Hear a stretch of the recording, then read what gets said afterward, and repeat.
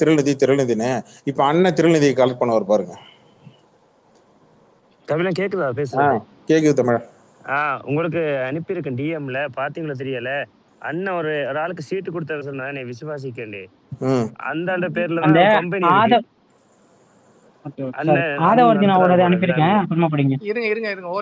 பாருங்க அவங்க வைசாலி மேடம் போட்டிருக்காங்க.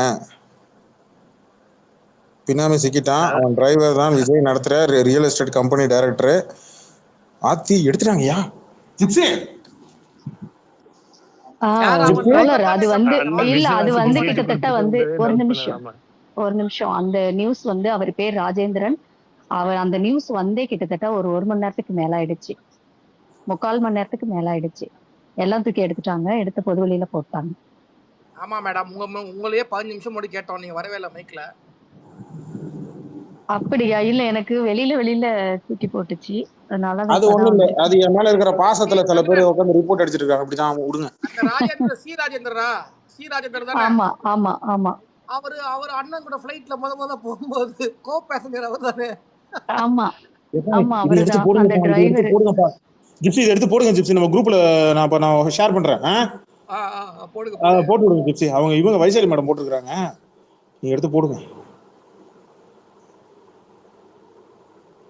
நாங்க அனுப்பி விட்டேன். அதெல்லாம் நம்ம பண்ற தப்பு. நம்ம ஸ்பேஸ்ல உட்கார்ந்துறோம், பின்னாடி ஃபுல்லா வந்துருது டீடைல்ஸ் எல்லாம். இவர் என்ன பண்றது ஜிப்சி? அப்புறம் ஸ்பேஸ்லயும் அடிக்கணும், ரொம்ப அனுப்பியிருக்கேன். எல்லாம் எனக்கே அனுப்பியிருக்கேன் பாருங்க. அவனுக்கு என்னவா? குரூப்ல தான் போட்டிருக்கேன், ஜிப்சி கூட படிக்கலாம். இல்ல, எனக்கு ஒரு டவுட் என்னன்னா, கமலன் ப்ரோ இப்ப ஒண்ணு சொல்லுங்க. உதயசூரியனுக்கு வந்து அவன் நேரடியா ஓட்டு கேட்டான்ல, இப்போ வேட்பாளர் பேரை மாத்தி சொல்றது, பாபுன்றதுக்கு பிரபுன்னு சொல்றது, பர்டிகுலர்லி வந்து இப்போ நம்ம எடப்ஸ் வந்து சொல்லிட்டு இருந்தார்ல, நம்ம முதல்வரோட திட்டம் இது, அவர் கொண்டு வந்த திட்டம் இது அத்தனைன்னு சொல்லிட்டு நமக்காக அவர் வந்து கேன்வாஸ் பண்ணிட்டு இருந்தார்ல, அந்த விஷயத்துக்கு எப்படி போட்டு நம்ம ஸ்ப்ரெட் பண்ணமோ அதே மாதிரி ஏன் இது இன்னும் வைரல் ஆகல? குறைவாதான் ஆயிருக்கு. டிஎல்ஏ நான் பாக்குறேன், குறைவாதான் இருக்கு. அது நானுமே ஒரு 2 இதை நான் ரீபோஸ்ட் பண்ணினேன். இருந்தாலும் அது இன்னும் நம்ம நிறைய மக்கள்கிட்ட வந்து கொண்டு போனோம். அவன் எப்ப பார்த்தாலுமே வந்துட்டு ஒரு ஒரு ஸ்டெடி மைண்ட்ல அவன் கிடையாது. அது அவன் தன்னை மீறி எப்பயுமே போதையில இருக்கிறான் அப்படின்றத மக்கள்கிட்ட வந்து நம்ம இன்னும் நிறைய கொண்டு போகணும்ன்றது என்னுடைய கருத்து. இன்னும் கொண்டு போய் சேரல. அதே மாதிரி இந்த சரத் விஷயமும் அப்படியே இருக்கு. அந்த நாய் ஆடியோல பேசின மாதிரி வந்துட்டு 4 நாள் கழிச்சு எல்லாமே மறந்துருவாங்க. எவ்வளவு துணிகரமான வார்த்தை! அந்த வார்த்தையை அந்த நாய் சொல்லி, அது நான் என்ன பண்ணாலும் வெளியே தெரியாது அப்படின்னு சொல்லும்போது, அதை ஏன் இன்னும் நம்ம இந்த அணில் குஞ்சுகளை போட்டு அடிக்கிற விஷயத்திலயோ எலெக்ஷன்லயோ நம்ம அதை வந்து அதை முக்கியமா இருக்கிறமே தவிர அந்த நாயை இன்னும் எக்ஸ்போஸ் பண்ணவே இல்லையே. கொஞ்சம் எல்லாருமே அதை சேர்ந்து இன்னும் அவனை போட்டு அடிங்க, எக்ஸ்போஸ் பண்ணுங்க. இன்னும் கம்ப்ளைண்ட் எதுவுமே பர்டிகுலர் ரெஜிஸ்டர் ஆகல, அவனை அரெஸ்ட் பண்ணல. இன்னொரு வீடியோ போட்டுட்டு இருக்கு. இது என்ன நடக்குதுன்னு தெரியல. சொல்லுங்க. நம்ம ஸ்ப்ரெட் பண்ணிட்டு இருக்கோம். கட்சிக்காரங்க கொஞ்சம் பண்ணணும், கட்சியில இருக்கவங்க கொஞ்சம் பண்ணணும். நிறைய வந்து ஐடிவிங்க வந்து டேக் பண்ணி போடுங்கப்பா. ஏன்னா இதெல்லாம் முக்கியமான விஷயங்கள். இது எதுவுமே வந்து வெளியில போகலன்னு சொல்லும் போது அந்த இன்னைக்கு வந்து அவ்வளவு மயக்கத்துல ஒரு 4 போலீஸே கிடையாதுன்னாங்க, 4 போலீஸ் தான் தூக்கிட்டு போறாங்க. அதை தாண்டி வந்து ஒரு இடத்துல வந்து ஒரு லேடிஸ் என்ன சொல்றாங்க அப்படின்னு சொன்னா, அவர் வரல, நாங்க 4 மணி நேரம் வெயிட் பண்ணோம்னு கொந்தளிக்கிற பொண்ணு பக்கத்துல உள்ள ஒரு லேடி அவங்க பெர்மிஷன் கொடுக்கல. யாருக்குடா பெர்மிஷன் கொடுக்கணும்? எல்லாமே இங்க வந்துட்டு இப்ப உங்க அண்ணன் வர்றான் அப்படின்னு சொன்னா எல்லாமே ஒரு பிரைம் மினிஸ்டருக்குரிய பெர்மிஷனா நம்ம கொடுக்க முடியும்? அவன் என்ன கேட்கிறானோ, நம்ம இங்க தேர்தல் நடத்தை விதிமுறைகள் என்ன இருக்கோ அதுக்குள்ளதான் அவங்க கொடுக்க முடியும். அதை தான் அவங்க பண்ணியிருக்கிறாங்க. இந்த நாயா குடிகார நாய் தண்ணி அடிச்சுட்டு ஒல்லரி கொண்டாடுதுன்னு சொல்லிட்டு இவனுங்க தூக்கிட்டு போய் அவனை காப்பாத்தி உட்கார வைக்கிறாங்க. அதனால அதை கேன்சல் பண்ணி விடுறாங்க. அல்லது இவனுக்கு வெயில் வந்து எப்பவுமே ஒத்துக்காது, ஆனா மக்கள் மட்டும் வெயில்ல நிக்கணும். 4 மணி நேரம் 5 மணி நேரம் நிக்கணும்னு கொஞ்சம் கூட கூச்ச நாச்சம் இல்லாம சொல்றாளுங்க அவனை பார்க்கணும்னு சொல்லிட்டு. ஆனா அதே நேரத்துல அவன் 4 நிமிஷம் கூட அவங்களுக்காக அவன் பேச மாட்டேன்றான். அதெல்லாம் வந்து எதுவுமே தெரிய மாட்டேன்றது. பெர்மிஷன் கொடுக்கலன்றது அந்த விஷயத்த மட்டும்தான் மேனிபுலேட் பண்ணி பண்ணி பண்ணி கொண்டு போயிட்டு இருக்கானுங்களே தவிர அதை தாண்டி எதுவுமே அவங்களால பண்ண முடியல. ஆனா அதை இன்னும் நம்ம எக்ஸ்போஸ் பண்ணணும். கொஞ்சம் ஐடி விங்ஸை கொஞ்சம் டேக் பண்ணி நிறைய ட்வீட் போடுங்க, நிறைய ஒரு ஆர்டி எல்லாம் நிறைய பண்ணுங்க. இவனை கண்டிப்பா எக்ஸ்போஸ் பண்ணாம நம்ம பிள்ளைங்களை காப்பாற்ற முடியாது. நன்றி.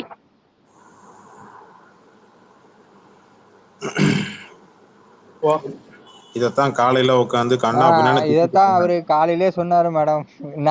நாங்க வந்து ஸ்பேஸ் போடுறோம், ஹெல்ப் பண்ணுங்க, ஏதாவது எங்களுக்கு டீட்டெயில்ஸ் எடுத்து கொடுக்குறோம், அதையும் பண்ண மாட்டேங்கிறீங்க, வீடியோஸும் எதுவும் ஹெல்ப் பண்ண மாட்டேங்கிறீங்கன்னு கபிலன் சொல்லிட்டு இருந்தாப்ல. இல்ல அப்படி வந்து அவங்க ஒரு மாதிரி நெக்லிஜென்ஸா இருந்தாங்க அப்படின்னு சொன்னா இது எப்படி யாரு தான் கொண்டு போறது?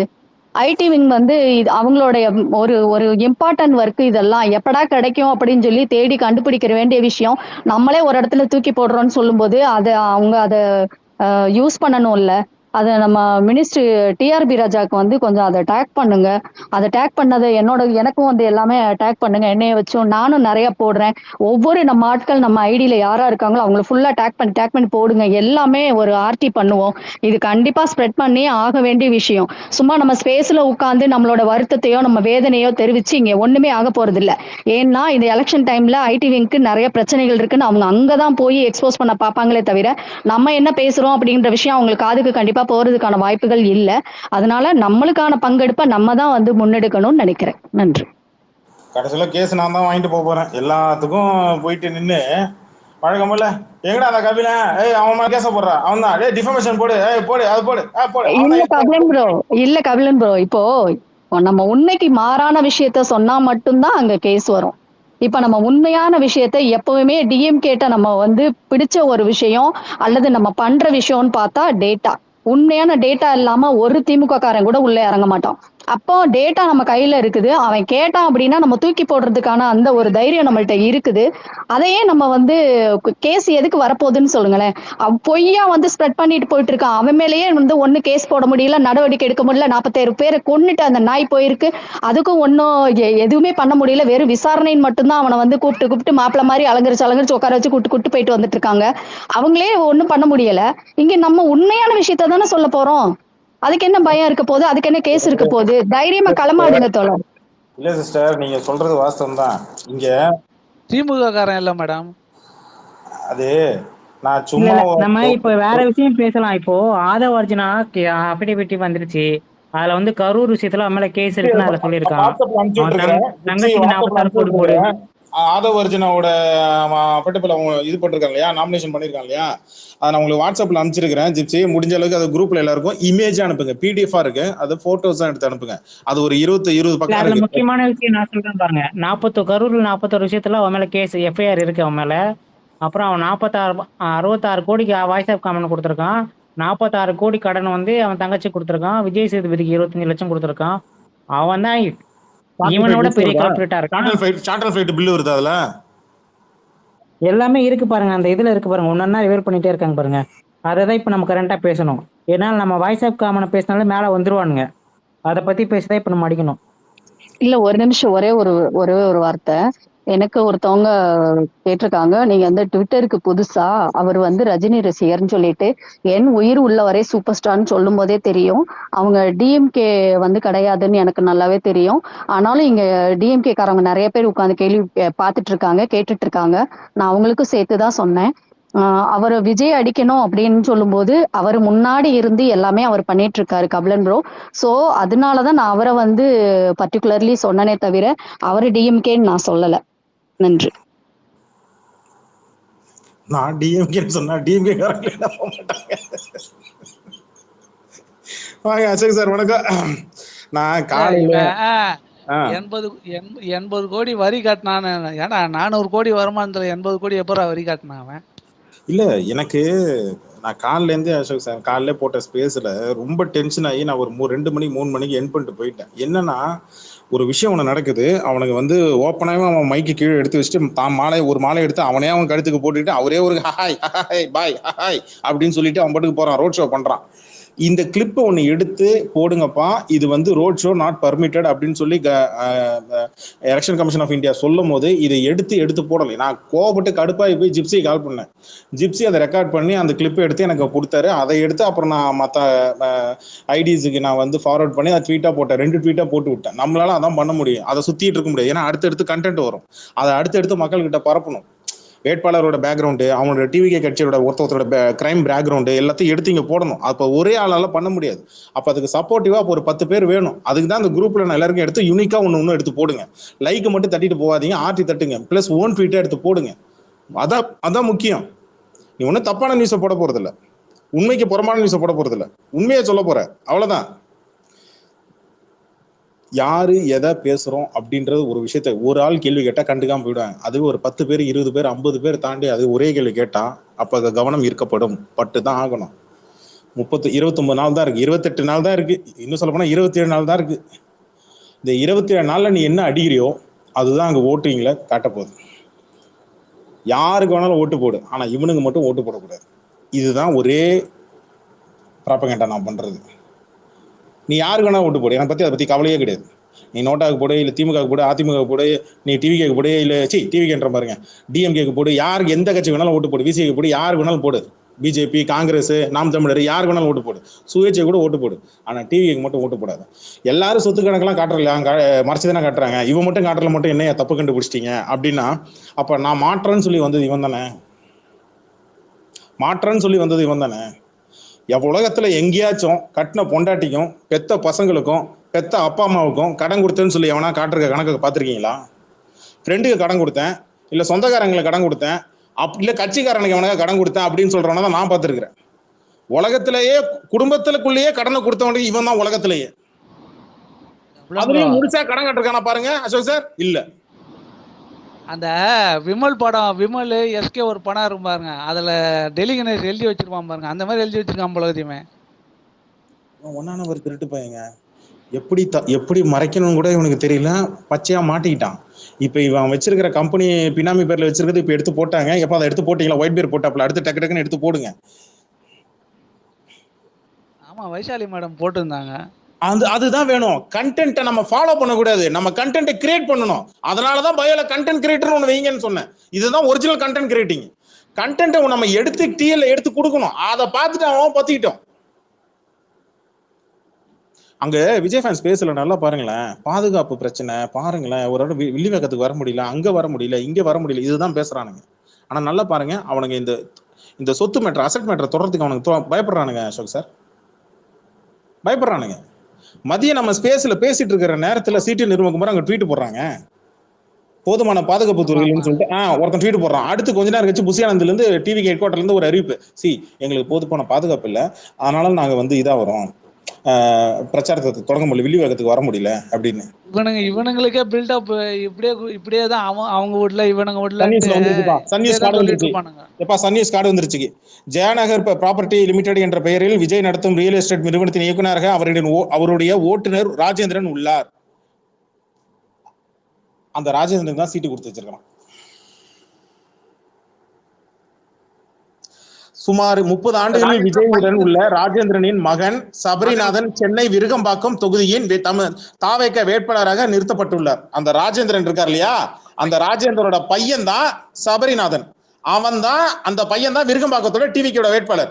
அப்படின்னா என்ன, நான் உனக்கு சொத்து கொடுக்குறேன், பினாமி பேர்ல எழுதி வச்சிருக்கிறேன், நீ நாளைக்கு என்னை ஏமாத்திட்டு போக கூடாது, அதனால என்ன கூடவே இருந்துரு. வண்டி ஓட்டுற டிரைவரு, எனக்கு தெரிஞ்சு வீட்டுல இருக்கிற குக்கு, என்ன வீட்டில் வேலை பார்க்குறவங்க, அடுத்தது எனக்கு தெரிஞ்சு பொண்டாட்டி புள்ள மேலாம் சொத்து எழுதி வைக்கல ஜிப்சி, பார்த்துங்க ஜிப்சி. வீட்டு டிரைவரோட பையன் மேலாம் சொத்து எழுதி வச்சிருக்கிறான்.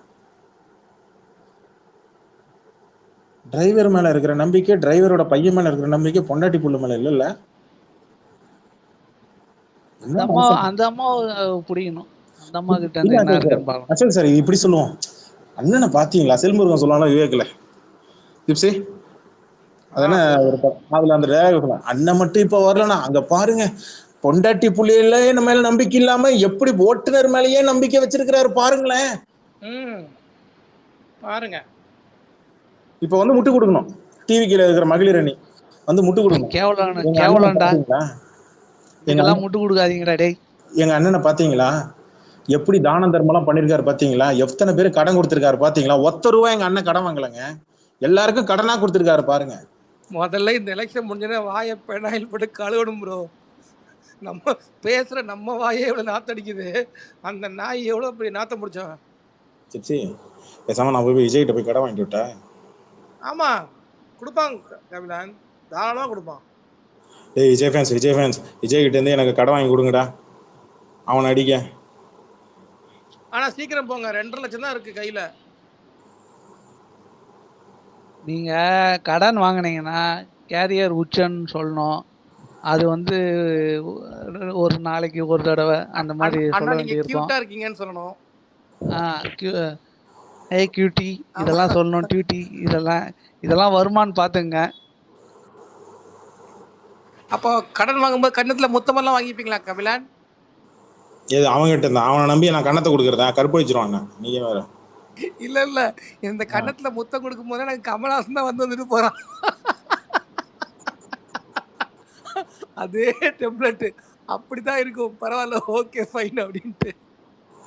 இந்த ஒயிட் பியர் பண்ற சேட்டை ஓவரா இருக்கு வர வர. ஒயிட் பியர் கொஞ்சம் மேல வாங்க, எனக்கு கொஞ்சம் வேலை இருக்கு, கொஞ்சம் வெளில போயிட்டு வரணும் ஒரு 1/2 hour. வாங்க. இல்ல என்ன ராத்திரி 10 மணி வரைக்கும் ஓட்டுறது முடிவு பண்ணிட்டீங்களா? இது ஸ்பேஸா? சீக்கிரம் முடிச்சு கபிலன். இவனுக்கா போய் தூங்குங்க, நாளைக்கு அப்புறம் அடிப்போம், கண்ணாண்ட பார்ப்போம். டெய்லி இப்படி தான் 1 மணி 2 மணிக்கு போயிடும். தூக்கம் போயிடுச்சு. தூக்கம் போதா? எனக்கு தூக்கம் போச்சு. மண்டையில இருக்கிற மண்டை வலி ஒரு பக்கம் மாத்திரையா உள்ள போயினே இருக்கு எனக்கு.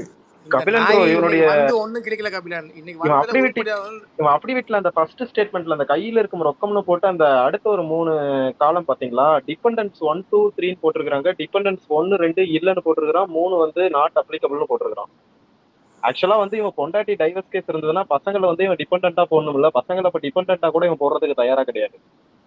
டிபெண்டன்ட் இல்லன்னு போட்டிருக்கானா? டிபெண்டன்ட் இல்லன்னு போட்டிருக்கான். தெளிவா சொல்லுங்க, நான்லாம் கை நாட்டுங்க. டிபெண்டன்ட் இல்லன்னு போட்டிருக்கான். அப்ப இவன் என்ன ஜாதகத்துல இவனெல்லாம் சேர்த்துறது? ஆமா, அதனாலதான் அவங்கள கடங்கார லிஸ்ட்ல போட்டிருக்கான். இவன் கண்டு வெட்டி கொடுக்குறவங்க அவன். நீங்க பாருங்க, கடங்காரனை போயிட்டு ஆமா வந்து பையன் பொண்ணு 2 பேரையும் கை கழுவிட்டான். இதுக்கு இவனே வந்து ரிட்டர்ன் ஸ்டேட்மெண்ட் கொடுத்துருக்கான். இவெல்லாம் கை கழுவல, இவெல்லாம் கை கழுவல, அதுங்க கை கழுவிட்டு போயிடுச்சுங்க. கபிலன் ப்ரோ, லலிதோட பேர் கூட வரும்னு நினைக்கிறேன். இல்ல எப்பா, எனக்கு தெரிஞ்சு இவன் கடன் கொடுத்தது அந்த ரிவால்வர் ரீட்டா படத்துக்குன்னு சொல்லு போட்டது இந்த பிஸ்மி மேட்டர் தான். ஆனா அதை தவிர மற்ற எல்லாம் வருதுன்னா அந்த ரூட் மாஃபியா மேட்டருக்குள்ள வரவே இல்லை எங்கேயுமே. இவனு என்ன நினைச்சிட்டு இருக்கிறானா ஜிப்சி, யாரும் ஒரு 2 3 நாள் இது பண்ணுவாங்க, இது பெருசா இதாவாது, இதை தொட்டா நம்ம மற்ற கட்சிக்காரங்களாம் தொடுறதுக்கு யோசிப்பாங்க. ஏன்னா அவங்க நாமினேஷன் பண்ணியிருப்பாங்க. சரி, கட்சிக்காரங்க தொடுறதுக்கு யோசிப்பாங்க, கட்சி சாராதவங்க. அது என்னமோ உண்மைதான் கபிலன். இதேதான் அந்த சரக்கு சொன்ன பையன் தான், அவன் சொன்ன மாதிரி தான் அந்த மேட்டர். பாத்தீங்களா, அவன் ஏற்கனவே சொல்வதில்லை உண்மையில வந்துருக்கான். பாத்தீங்களா? பார்த்தேன். இதை இவர் ஒயிட் பேர் எடுத்து போட்டாரு. கள்ள நோட்டு கபோதி. அது வந்து ஜெராக்ஸ் அடிச்சு டிக்கெட் வித்துருந்தானுங்களா ஸ்கேம் பண்ணி. சரி, இதையும் அடிச்சு பாப்பான்னு அடிச்சிருக்கிறான் நாய். இருந்திருக்கு, மிச்சம் இருந்திருக்கும். அப்ப கள்ள நோட்டு அடிச்சிருப்பானுங்க. இதுவே கண்டுபிடிக்கல, இதையும் கண்டுபிடிக்க மாட்டானுங்க அப்படின்ட்டு. பாம்குமார் கண்டிப்பா லிங்க்ல இருப்பாங்க. நீங்க நல்லா நோண்டா மாட்டுவான். அவனா போட்டிருக்கான், அண்ணனோட இமெயில் ஐடி வந்து ஜேசன் பேர்ல தான் இருக்கு அப்படின்ட்டு போட்டிருக்கான். நான் உண்மை என்ன நடந்திருக்கும் சொல்றேன். இந்த நாய்க்கு வந்து ட்ரெயின் டிக்கெட்டே புக் பண்ண தெரியாது, இமெயில் ஐடியும் கிரியேட் பண்ணி தெரிஞ்சிருக்காது. அவன் பையன் கிரியேட் பண்ணிருப்பான் அவன் பேர்ல. உடனே எத்தனை வரானுங்க பரதேசிங்க. இல்ல ஒரு மாதிரி ஐபோனுக்கு ஏதாவது ஜிமெயில் கொடுத்துருப்பாங்க, அதுல ஏதாவது இவன் ஐடி கொடுத்துருப்பான் அவன். அதே இப்போ சரி, இமெயில் ஐடி கிரியேட் பண்ணா அவன் பேர்ல ஏன்டா 8 லட்சம் கடன் எழுதி வச்சிருக்கான்? அதை சொல்லுங்க நான் முதல். ஏன்னா நீ ஒரு தடவை நீ பிளைட்ல ஏறி போனானு 20 லட்சம் செலவு பண்ற சார்ட்டர் பிளைட்டுக்கு. உன் பையனுக்கு கொடுத்த 8 லட்சத்தை வந்து கடன் எழுதி வச்சுக்கிறியா நீ? கரெக்ட். சேம் டைம் எனக்கு தோணும் போது நீங்க அதை ட்வீட் போட்டிருக்கீங்க, அதுக்கப்புறம் தான் போய் பார்த்தேன், உள்ள போட்டிருக்கீங்க நீங்க. கரெக்ட் தான். ஆமா திரிஷா குத்த 1 கோடிக்கு நீ கடன் சொல்ல இல்ல. ஒயிட் பேர் ப்ரோ, இவன் பேசுற 10 நிமிஷத்துக்கு 20 லட்சம் செலவு பண்றான். தவறு. இன்னைக்கு 4 நிமிஷம் குழந்தைங்க மேல போய் எழுதி வச்சிருக்கான் பாருங்க. இப்ப திரிஷாக்கு கிஃப்ட் குடுத்தாரு 1 கோடி டைமண்ட் நெக்லஸ். அத கடன்ல சொல்ல வேண்டியதானே, கடன் கொடுத்தாங்க அவங்க கொடுத்துருவாங்கன்ட்டு. 1 கோடியை நீ இலவசமா தூக்கி கொடுத்த. இங்க இருந்து போவாது, அங்க தான் வரும்னு நினைக்கிறேன். அப்படிதான் இருக்கும்னு நினைக்கிறேன். தெரியல. நல்லா இவன் வந்து சுத்தி ரவுண்ட் கட்டி ஃபுல்லா கவனிங்கப்பா இவனை. அப்படி எஸ்சிஎஸ்சிக்குள்ள 3 கோடி கடன் பண்ணிருக்கானே அந்த ஆள். இதுக்கப்புறம் சம்பாரிச்சு எப்படி உனக்கு கட்டுவாரு? உங்க அம்மா பேர்ல 87 லட்சம் போடுற, அவங்க வந்து பெத்த கடனை அடைக்க முடியாதுன்னு சொல்லுவாங்க. இவன் பாரு தாய்க்கே கடனை குத்தி எப்ப கட்டுறேன்னு கேட்டுன்னு கிடக்குறான் போல. 87 லட்சம். முட்டை போராட்டா அந்த போராட்டான்னு பாட்டெல்லாம் வேற பாடினாங்க. இப்போ இதுக்கப்புறம் அவங்க பாடி உன் கடனை அடைக்க முடியுமா? 87 லட்சத்தை. சச்சோ, நம்மளே பரவாயில்லப்பா.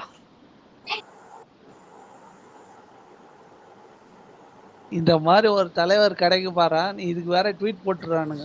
விஜயகாந்த் போயிட்டாரு. புரிஞ்சுக்க கடனும் கொடுக்குறான், கேசையும் போடுறான்.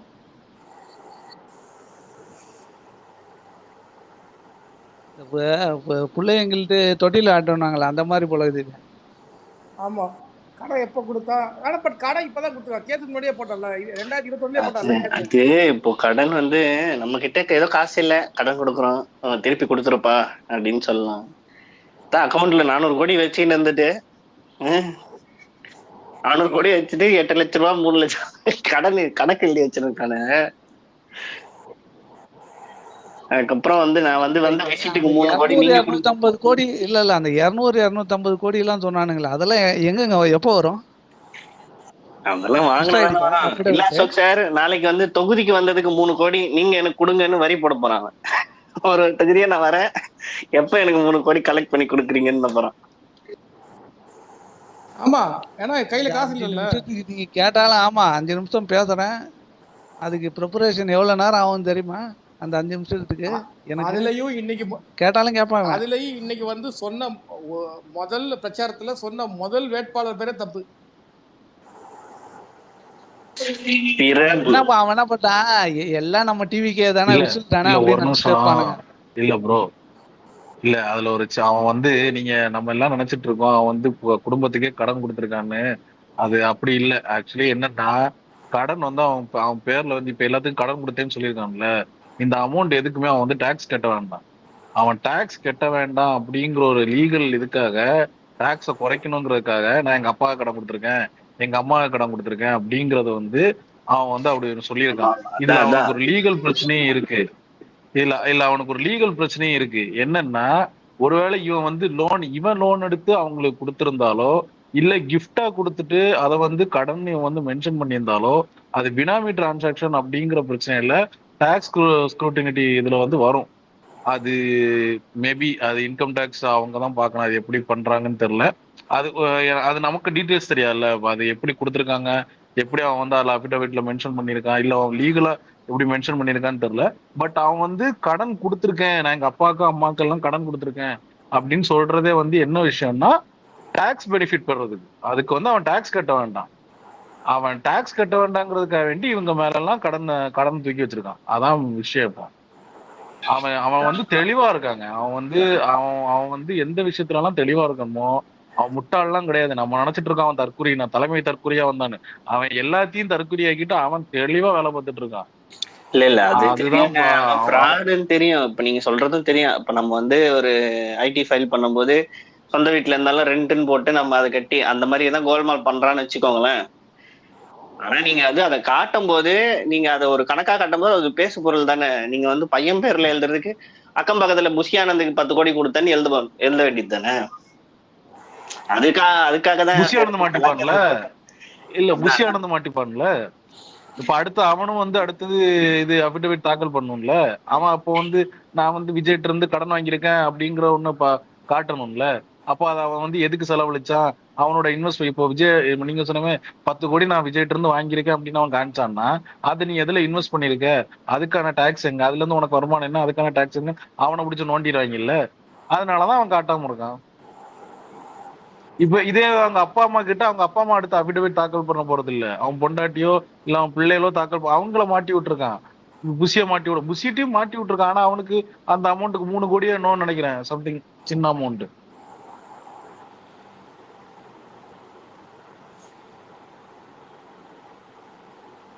மாட்டீங்கன்னா அவ்வளவுதான். இல்ல அவன் மாட்டலங்க, அவன் வந்து இது வந்து நான் சொல்றது வந்து இல்ல லீகலா வந்து அவன் தெளிவா தான். இல்ல நான் சொல்றது வந்து அந்த சேலரி அந்த மாதிரி விஷயம் எல்லாம் எக்ஸ்போஸ் ஆயிருக்குல்ல, அது சொல்றேன். மாற்றன்னா அப்படி சொல்ல இல்ல, அதுதான் சொல்றேன். அவன் லீகலா வந்து எல்லாத்தையுமே கரெக்டா வச்சிருப்பான். லீகலா வந்து பக்காவா ரெடி பண்ணி தான் அவன் இந்த எலெக்ஷனுக்குள்ளே இறங்கிருப்பான். ஆனா ஓகே, அதுல வந்து இப்ப அதெல்லாம் அவன் ஆடிட் பேசு எல்லாம் பொருளா அவனுக்கு இருக்கிறது கரெக்டா வந்து பண்ணிட்டு இருப்பான். அதான் குடும்பத்துக்குள்ள வந்து இவ்வளவு ஒரு ஃப்ராடுத்தனம் பண்ணியிருக்கான் பாத்தீங்களா? ஒரு இவ்வளவு சம்பாதிக்கிற அப்படி இப்படின்னு சொன்னவன் ஒரு டாக்ஸ் பெனிஃபிட் பெறுவதற்காக வேண்டி நீ இப்படி சீப்பான ஒரு விஷயத்த பண்ற பத்தியா அப்படிங்கிற ஒரு கேள்விதான் வருது. எங்களுக்கு இதுல பொறுத்த இன்னொன்னு வரைக்கும் சொல்லியிருக்கான் அஃபிடவிட்ல. இல்ல இன்னொன்னு அஃபிடவிட்ல சொல்லியிருக்கான் என்னன்னா, நான் வந்து நான் மட்டும் தான் வீட்டுல சம்பாதிக்கிறேன், மத்த யாருமே சம்பாதிக்கல அப்படிங்கிற மாதிரி சொல்லியிருக்கான். அதுவும் வந்து என்னன்னா அது வந்து நம்மளோட வருமானத்தை குறைக்குது. அது எப்படின்னா டிப்ரிசியேஷன்ல போயிடும். நான் வந்து 10 கோடி ரூபாய் சம்பாதிக்கிறேன், நான் வந்து இப்படி எல்லாத்துக்குமே நான் தான் செலவு பண்றேன். அது இன்னும் அதுல வந்து இன்னொரு பெனிஃபிட் இருக்கு. இப்போ அவன் வந்து ஒரு 10 கோடி வச்சிருக்கான் கையில, ஒரு 5 கோடியை வந்து அவன் த்ரிஷாக்கு செலவு பண்ணிட்டான்னு வைங்களேன்.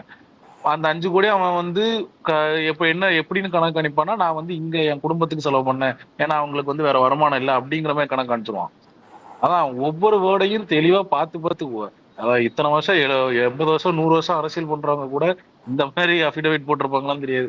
அந்த அளவுக்கு தெளிவா பிளான் பண்ணி அஃபிடவிட் அடிச்சிருக்கான். இப்ப எல்லாருமே பேச ஆரம்பிச்சிட்டாங்கல்ல, எங்க தலைவர் எல்லாத்தையும் துறந்து காணிச்சு விட்டார், நீங்கள் காமிங்க பார்ப்போம் அப்படிங்கிற மாதிரி தானே பேசிட்டு இருக்காங்க. இது ஒரு நரேட்டிவ் தான். அவனை இது 25 ரூபா கொடுத்து கரெக்டா வேலை பார்த்துட்டு இருக்கானு அடுத்த கட்ட மாட்டு. எலெக்ஷன் நிக்கிறவன் காட்டினாங்க, மத்தவன்லாம் ஏன் காட்டணும்?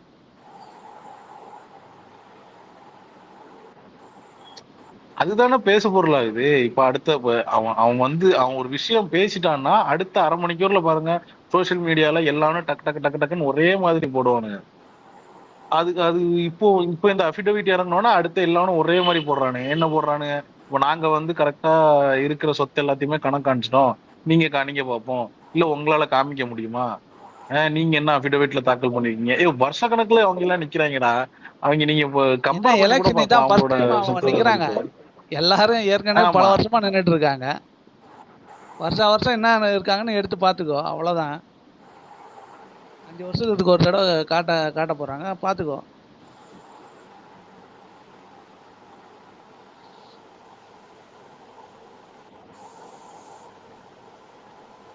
ஆமா அசோக் சார், சில பேர் வந்து சொத்துலாம் வந்து இந்த 5 வருஷத்துல கூடுன லெவலு அது எல்லாமே தெரியும். இது எப்படி வந்தது, என்ன வந்தது அப்படிங்கறது எல்லாத்தையும் சொல்லி தானே ஆகணும்.